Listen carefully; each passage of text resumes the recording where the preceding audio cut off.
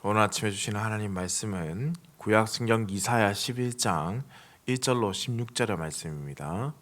구약 성경 이사야 11장 1절로 16절입니다.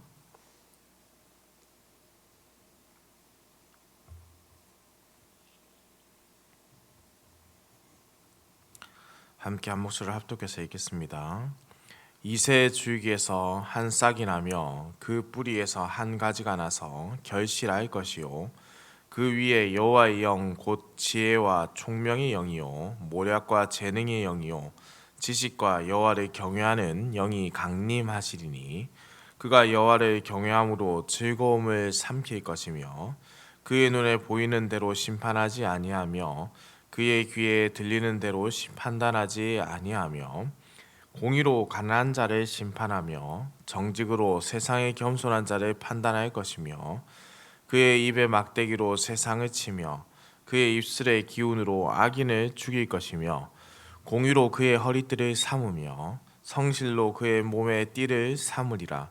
그때 이리가 어린 양과 함께 살며 표범이 어린 염소와 함께 누우며 송아지와 어린 사자와 살찐 짐승이 함께 있어 어린 아이에게 끌리며 암소와 곰이 함께 먹으며 그것들의 새끼가 함께 엎드리며 사자가 소처럼 풀을 먹을 것이며 젖 먹는 아이가 독사의 구멍에서 장난하며 젖된 어린 아이가 독사의 굴에 손을 넣을 것이라.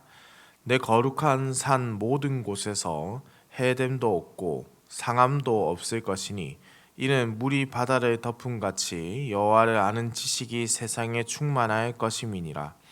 그날에 이새의 뿌리에서 한 싹이 나서 만민의 기치로 설 것이요 열방이 그에게로 돌아오리니 그가 거한 곳이 영화로우리라.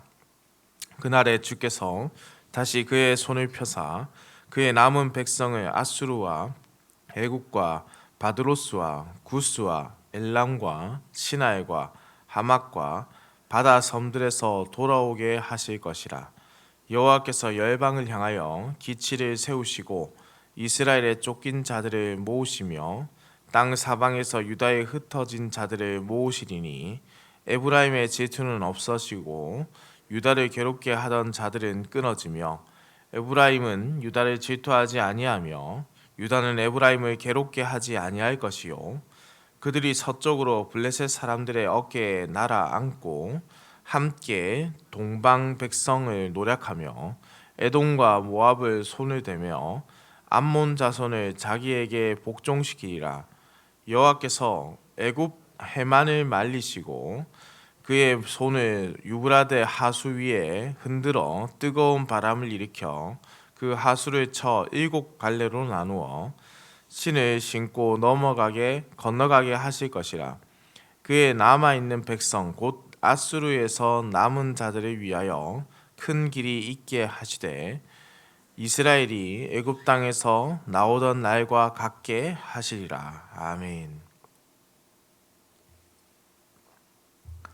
오늘 본문 말씀에서 이 메시아에 대한 묘사가 이새의 싹 그리고 이새의 뿌리라고 묘사되고 있습니다. 저자는 왜 이새의 싹과 뿌리라는 이 용어를 사용했는가? 학자들은 그에 대해서 추측하기를 이제 이사야 10장에서 아수르의 살림이 베어짐과 대조시키기 위함이고, 두 번째로는 먼저 베어진 곧 징계 뒤에 다시 회복한다라는 의미를 강조하기 위해서 이 싹 그리고 뿌리를 사용하실 것이라 추측을 했습니다. 이새의 줄기에서 싹이 난다는 것은 다윗 왕권의 회복을 의미합니다. 하나님께서 아수르를 베고 대신 베어진 이스라엘을 다시 회복시키시는 것이죠. 이 싹으로 말미암아 이스라엘이 회복되는 것입니다. 당연히 우리는 이 싹으로서의 메시아의 모습을 보게 됩니다. 예수님께서 탄생하실 그때에 경건한 사람들은 이스라엘의 회복을 간절히 바라고 있었습니다. 예수님은 이러한 바램들, 열망들을 이루어줄 유일하신 분이시죠. 그래서 아주 흥미로운 부분들도 있는데요. 열왕기에 의하면은 유다의 여러 왕들에 대한 표현으로서 그의 아비 다윗이라는 표현이 사실 많이 기록되어 있습니다. 그의 아비 다윗. 그러나 그 누구도 다윗 혹은 이새의 아들로 불려 기록되어 있는 사람들은 없습니다. 열왕기 저자는 유일하게 다윗만을 이새의 아들로 부르고 있습니다. 따라서 이곳에서 이 표현이 메시아에게 사용되고 있다는 것은 메시아가 제2의 다윗이라는 점을 강조하기 위함입니다. 선지자 이사야가 기다리는 왕은 개혁이나 변화가 아니라 완전히 새로운 시대의 새로운 왕조, 그러나 다윗의 혈통을 이어가는 하나님의 뜻으로 세워지는 다윗의 계보에 있는 바로 그 새 시대의 왕이라는 것을 의미하는 것이죠. 선지자는 본문에서 밑동까지 잘려나간 나무에서 자라나는 새순을 떠오르게 하고 있습니다. 이는 아수르의 굉장히 큰 어떤 강대함, 하늘을 찌르는 듯한 그 위상, 그런 것과는 극명하게 차이를, 대조를 이루는 것이죠. 밑동까지 잘려버린 나무는 더 이상 소망 자체가 없는 것 아니겠습니까? 가장 어렵고 가장 절망적인 모든 것을 빼앗겨 버린 듯한 상황에서 메시아가 오신다는 것이죠. 이사야는 여호와의 영이 그에게 임할 것이라고 말씀합니다. 이 영은 당연히 성령이시죠. 이 영은 지혜와 총명의 영이며 모략과 재능의 영이며 지식과 여호와를 경외하는 영이다라고 합니다. 하나님을 아는 지식, 창조주와 피조물 사이에 형성되어야 할 가장 중요하고도 올바른 지식, 하나님을 경외하는 자가 가져야 하는 바로 그것을 삶에서 적용하는 능력이 임한다라는 것이죠. 하나님을 아는 것과 그것을 살아내는 것, 바로 그것이 바로 이 메시아가 가지는 능력이라는 것입니다. 메시아는 공정한 심판을 하며 권위 있는 말씀으로 세상을 치리하게 하는 것이죠.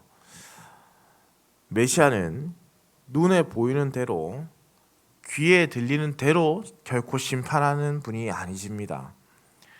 바로 공의로 심판하시는 분이시죠. 말씀으로 치리하는 그 모습이, 그것이 이 메시아 시대의 아름다운 공의가 실현되는 장면이라고 할 수 있습니다.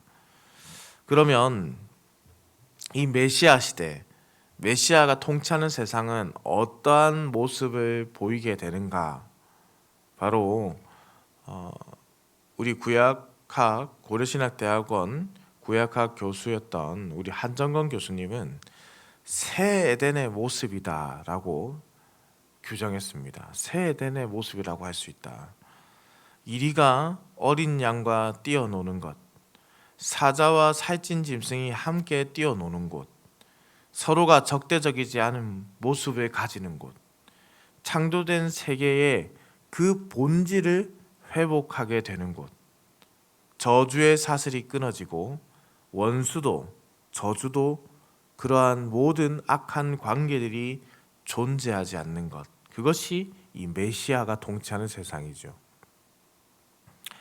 예수님께서는 공생의 사역을 하시면서 원수된 자를 용서하라고 하셨습니다. 심지어 유대인들의 원수라고 할 수 있는 세리를 찾아가신 분이 예수님이시죠. 세리 마태는 예수님의 제자가 되었고, 그런데 예수님의 제자 중에 열심파 시몬도 있었습니다. 사실 이 열심당원과 세리는 결코 친해질 수 없는 관계입니다. 왜냐하면 그 당시의 정황을 고려하면 이 둘은 상극이기 때문입니다. 세리들은 어떻습니까?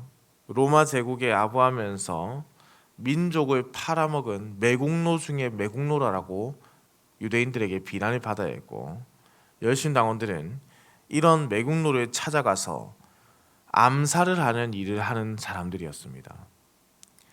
그리스도로 하나 되는 그야말로 사자와 어린 양이 뛰어노는 관계, 그것이 예수 그리스도를 통하여 이루어진 장면. 예수님께서는 편견과 차별과 사람을 눈으로 보고 판단하지 않으시고 그 중심에서 믿음으로 하나 되는 관계를 보여주신 것이죠.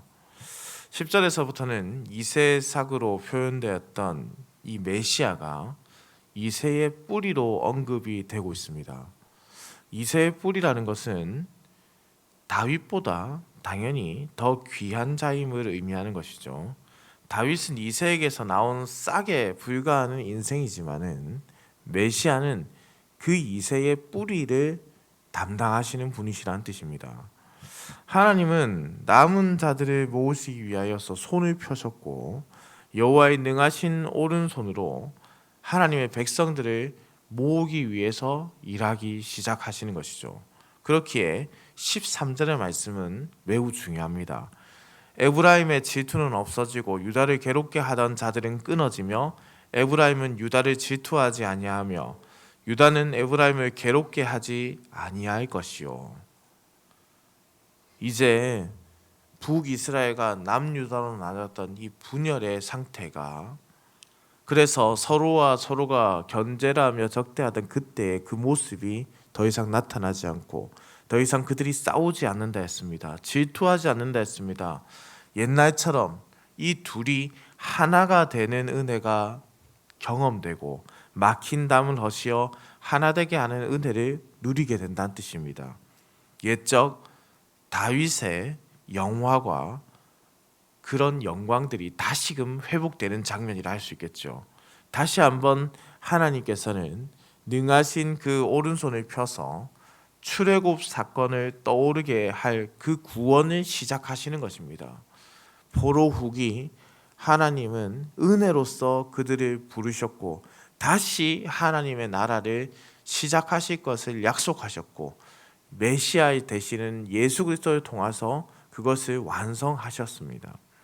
모든 것이 무너졌다고 생각하는 바로 그때에 하나님은 인생에게 찾아오셔서 어떻게 본다면 그 인생에게 가장 중요하고도 큰 일을 시작하신 것이죠.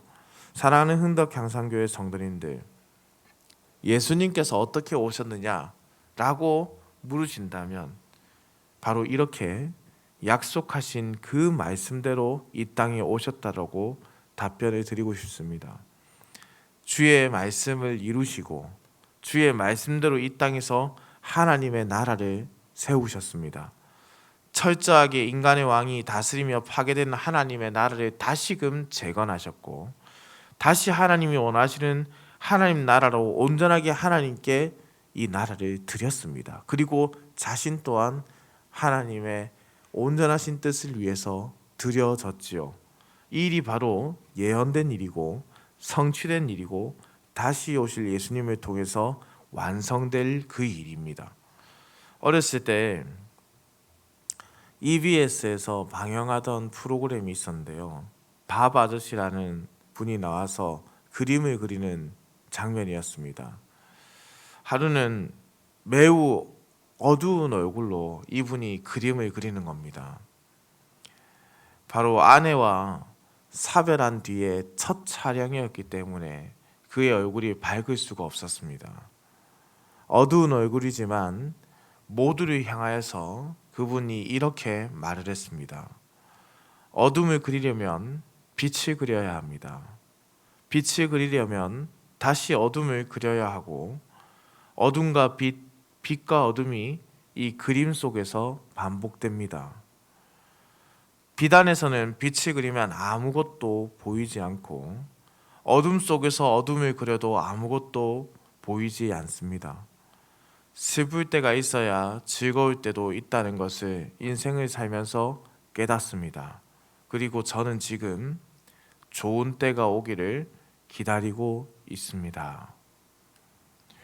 사랑하는 성도님들, 우리는 각기 다른 삶을 살고 각기 다른 시기를 또한 보내고 있지 않습니까? 지금 혹 어둠의 시기를 보내는 분들도 있을 수 있고, 누군가는 빛의 시기를 보내고 있는 분들도 있을 수 있습니다. 그것은 예수님께서 오셨지만은 나에게 다가오는 환경이 빛과 어둠을 공존하게 하는 것처럼 느껴지게 하기 때문입니다. 누군가는 빛이고 누군가는 어둠이겠지요. 그러나 우리는 사실 모두 하나님께서 만드신 하나님의 세계를 살아가고 있습니다. 어둠 속에서도 우리는 빛을 기다려야 하고, 빛 가운데서도 당연히 이 어둠을 두려워해서는 안 되겠지요. 하나님은 하나님의 방법으로 하나님의 방향을 온전하게 만들어 가심을 믿습니다. 그리고 그 방향은 틀림없이 완성된다는 것 또한 믿습니다. 세상이 강해 보이지만은 아무것도 아닌 그 구루터기에서 새로운 싹과 뿌리가 시작됩니다. 그 계획이 지금 우리에게 이루어지고 있고 그 은혜가 우리에게 충만하게 임하고 있습니다. 우리가 이 말씀을 믿음으로 고백하고 성탄을 맞이하는 것은 그래서 매우 중요한 일이지요. 가장 낮은 곳, 가장 어두운 곳에서 가장 높은 곳, 가장 빛난 곳을 만드신 예수 그리스도의 은혜를 기억하는 하루가 되기를 소망합니다. 그리고 다시 오실 그분을 기다리며 기대하며 바라며 살아가는 오늘 하루가 되기를, 그래서 우리의 삶 가운데서 모든 어둠이 사라지고 빛 가운데서 사자와 어린 양이 뛰어놀고 원수된 것이 하나 되고 우리가 더 이상 슬픔과 아픔을 겪지 않는 그날이 속히 오기를 간절히 소망하면서 이 땅 가운데서도 또한 그 은혜를 미래에서만 누릴 것이 아니라 내 삶 가운데서 오늘도 그 은혜를 누리며 살아가기를 우리 주님의 이름으로 축원합니다. 기도드립니다.